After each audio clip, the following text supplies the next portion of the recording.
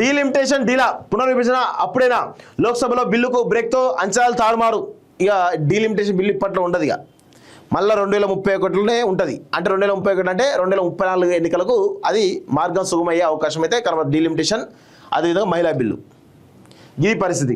లోక్సభలో జనాభా కొత్త లెక్కల ఆధారంగానే పునర్విభజన 2031లో జనాభా లెక్కలకు సమగ్రత వస్తుందని పేర్కొన్న కేంద్ర మంత్రి శోభా. జనాభా లెక్కల సమగ్రత తుది నోటిఫికేషన్ ఆధారంగానే డీలిమిటేషన్ కమిషన్ ఏర్పాటు.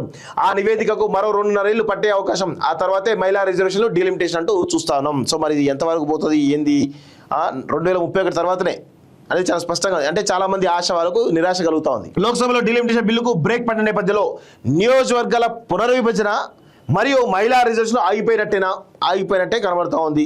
సో కొత్త జనాభా లెక్కలపై సమగ్ర నివేదిక వచ్చిన తర్వాతే మహిళా రిజర్వ్ కొలిక్కి వస్తాయా, జనాభా లెక్కల సేకరణ, క్రోడీకరణ, తుది నోటిఫికేషన్, డీలిమిటేషన్ కమిటీ ఏర్పాటు, ఆ కమిటీ నివేదిక, అంతిమంగా నియోజకవర్గ పునర్విభజన తంతు పూర్తి కావడానికి 2031 వరకు ఆగాల్సిందేనా?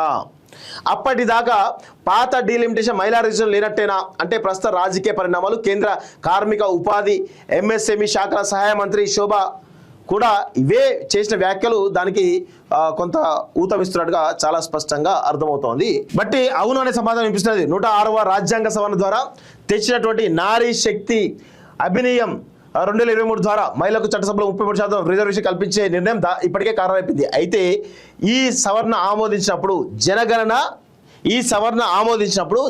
2027 ఆధారంగా నియోజకవర్గ పునర్విభజన పూర్తి చేశాక మహిళా రిజర్వ్ అమలుకి వస్తాయనే షరతు పెట్టారు.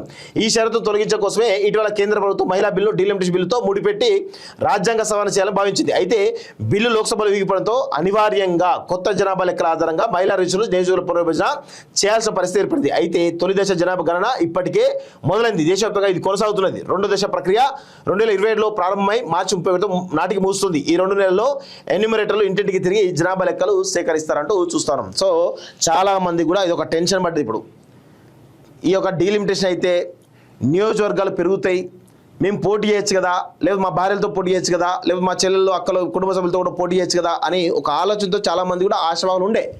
సో ఇప్పుడు ఆ భ్రమలన్నీ కూడా తొలగిపోతున్నాయి. 2031 వరకు ఈ యొక్క డీలిమిటేషన్ ప్రక్రియ కొనసాగుతుంది. సో 2031 అంటే 2034 ఇక ఎన్నికలు ఉండే అవకాశం ఉంటుంది. అప్పటి వరకు ఆగాల్సిందే. డీలిమిటేషన్ కమిటీ నివేదిక ఇస్తేనే జనాభా సేకరణ ముగిసిన అనంతరం క్రోడీకరణ ప్రక్రియ మొదలవుతుంది. ఇందుకు ఏఐ సాంకేతిక పరిజ్ఞానాన్ని ఉపయోగించుకోవాలని ప్రభుత్వం సూచించిన నేపథ్యంలో క్రోడీకరణ ప్రక్రియ వేగవంతం పూర్తి అవుతుందని అంచనా వేస్తున్నారు. 2028 మార్చి నాటికి దేశ జనాభా తాత్కాలిక లెక్కలు అందుబాటులోకి వస్తాయని, 2028 చివరి నాటికి సమగ్ర జనాభా లెక్కల్లో పబ్లిక్ డొమైన్లో పెట్టే అవకాశం ఉందని కేంద్ర హోంశాఖ అంచనా వేస్తున్నది. అంతిమంగా తుది నోటిఫికేషన్ ఇచ్చి దాని ఆధారంగానే కేంద్ర ప్రభుత్వ మహిళా రిజర్వేషన్ చట్టం అమలు, నియోజకవర్గాల పునర్విభజన చేపడుతుందని కేంద్ర హోంశాఖ అధికారులు చెప్తున్నారు. ఈ ప్రక్రియలో భాగంగా కేంద్రం ముందుగా డీలిమిటేషన్ కమిషన్ను నియమించాల్సి ఉంటుంది. కమిషన్ దేశమంతా తిరిగి రాష్ట్రాల వారీగా ప్రజాభిప్రాయం సేకరించి పార్లమెంట్ పొలిటికల్ అఫైర్స్ కమిషన్ అందజేస్తుంది. కేంద్ర మంత్రి మాటల ప్రకారం అది 2031.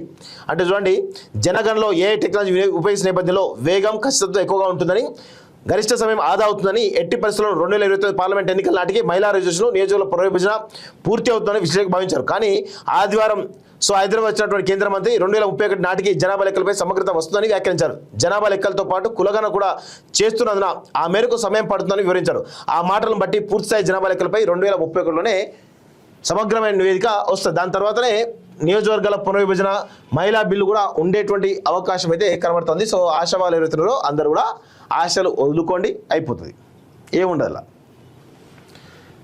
సో కమ్ముకొస్తున్న కరువు, మేడిగడ్డకు పరుగు, కాళేశ్వరమే శరణ్యం అంటూ ఎవరు రేవంత్ రెడ్డి చెప్తున్న విషయం చూస్తాం. రైతు బీమాకు మంగళం, సాయం కోసం 2.5 ఏళ్ళుగా ఎదురు చూపులాట. ఘోరం అయితే